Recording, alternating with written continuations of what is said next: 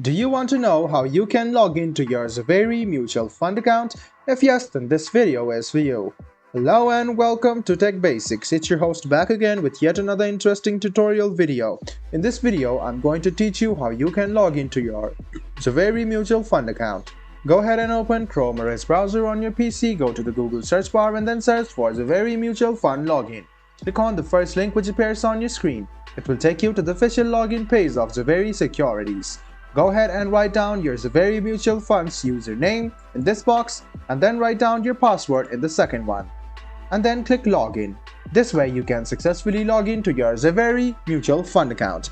You can keep yourself logged in by clicking keep me signed in, which is this box over here, and if in case you have forgotten your password, this is the link for you to reclaim your account back or change your password.